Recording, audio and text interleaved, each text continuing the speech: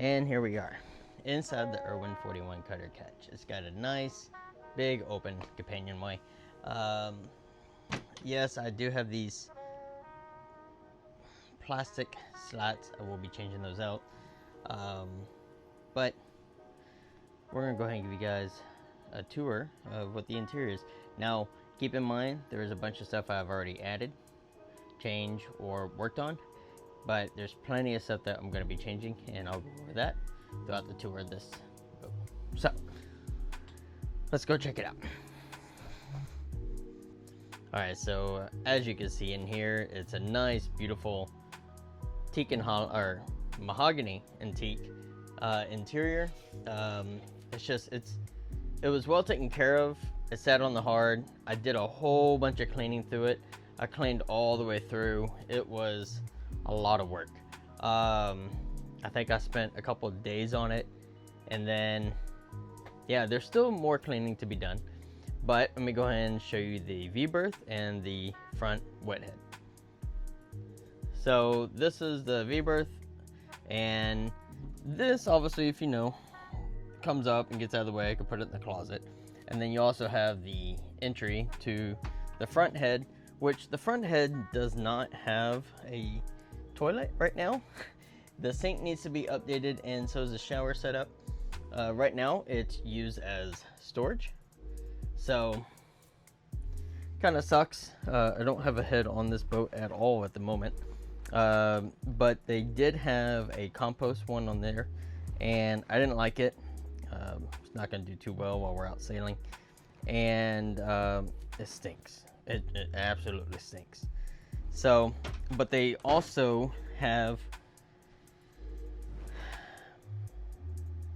the black water tank goes underneath this compartment right here, and that's where I'll probably end up doing a bunch of upgrades for the electronics.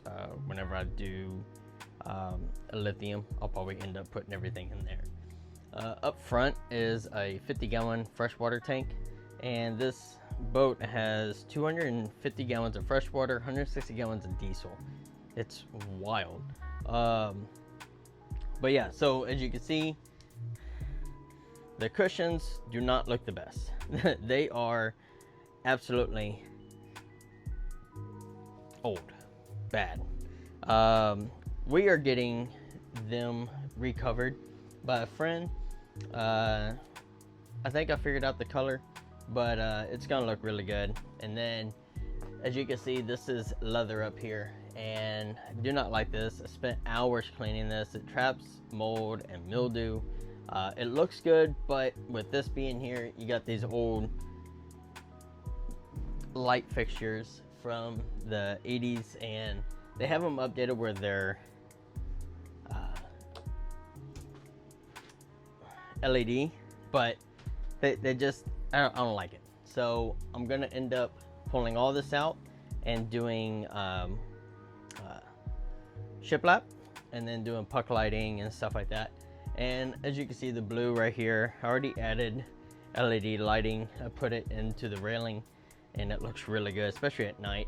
I'll post a picture here of what it looks like, or I'll show a video later on tonight. And yeah, so excuse the mess up here. I'm cleaning, and I was thinking, oh wait, I have yet to do an interior walkthrough of this boat. So that's why I was like, all right, we gotta go take care of this, and I forgot to take out trash. Anyways,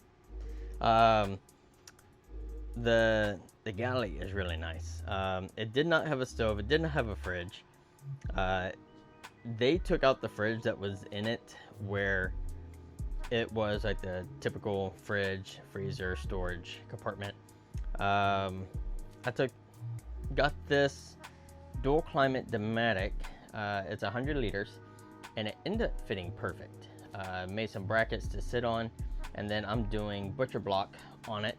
So I'll be doing butcher block on top as a countertop that sits on it when it's shut. Got this from a boater's resale here in Kima. Everything works except for the igniter. I just have to solder that, but other than that, I can just use a lighter. As you can tell, the Formica, or whatever this lining is on top of here is cracked. It's completely stained. It's horrible. So getting rid of that and doing butcher block up here as well, so everything matches in the galley. I will be replacing the sink with one big opening sink that I can also have as a workspace as well. So it's pretty nice. This boat has a Perkins 4154, I think, or 4254. Can't remember. The boat does have AC, as you saw in the first video whenever we cranked it up. It's got a 16,000 BTU unit. In here, I keep all my camera gear. It's kind of a mess right now. And then AC control. My nav station, I don't like the placement of it, but it does make it easy if we're on way and I need to brace myself or whatnot. Ended up getting, the boat did not have a chart plotter, ended up getting one. Got a Garmin 1042 XSV. I still have to do the radar connector. So whenever they demast this boat, they disconnected the radar and cut the wiring.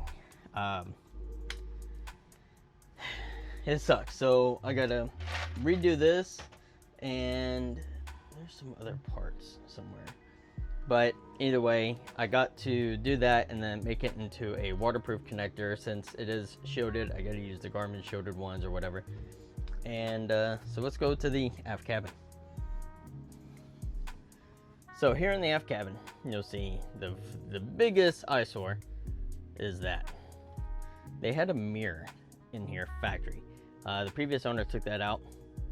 I'm totally fine with. This it comes with a queen mattress back here. I do not like that it's sideways, but it works, I guess. I mean, if we're heeling over it, you can go from either side. I did end up putting a I think it's like a 32 inch. It fit perfect. Only problem is it's blocking my compartment right there, but I got 2 of those on each side. And then I store blankets and sheets in there. That is also for a wet head. Goes in, or not the wet head, but the black water tank goes in there, I think. This head is a little bit cleaner, but again, the Formica is broken. So I'm going to be replacing all that, but we are keeping this one a full shower. We're not putting a head in here, nothing, because we're just going to keep the front one as the wet head system. And just adds more storage back here. So we'll be redoing all this in here completely. It's got a compartment. It's got access to the engine back here in the transmission. And I mean, it's a beautiful boat. And now this is a bit of a jump, especially for me and my short self. Oh, and then it's got the drawers. So those are all down there. I mean, there's plenty of storage, but there's not at the same time on this boat. Access to steering components and to other electronics. And then the one thing about this boat is they did upgrade the electrical panel. They did. It's phenomenal. We'll go over that whenever we install the lithium, because we're going to be running everything from there anyways. So let me see if I can show you guys the engine compartment. So here in the engine compartment, it's just the Perkins, and it's dirty. It needs some cleaning and repainting, but all in all, it had some of this insulation, make it quieter or whatnot. It fell off, and so I got to go get more. I got to clean the inside of this bilge a lot more, but I'm also going to be cleaning and painting it, and whenever we do the lithium install. So all in all, I mean, this boat is beautiful. I'm very fortunate, very lucky to have it. I know this is gonna be a short video, but I just wanted to share the interior of this. The next video is that I know we're gonna do for sure, because I can't take it sailing without doing it. Gotta put the booms, the sails, and we're going to go ahead and fix the Garmin, or the Garmin radar. So come back. Thanks for coming back to watch this video. I know it's short, like I said, but it's a quick run through of this boat. And like I said, if you're looking to get into sailing, don't give up on it. This is a $150,000 yacht. I got it for $8 grand because I had to rebuild the keel. It wasn't bad. Luckily I had the skill and knowledge on how to do it, but again, got a $150,000 boat for $8 grand. It's not bad. So put a lot of work into it and got it re-evaluated, and I think it's in the 200,000 now, especially with the rarity of this boat. So that's it for this video. If you have any questions, comments, anything, please put it in the comments. Like and subscribe. I'll catch you guys on the flip side.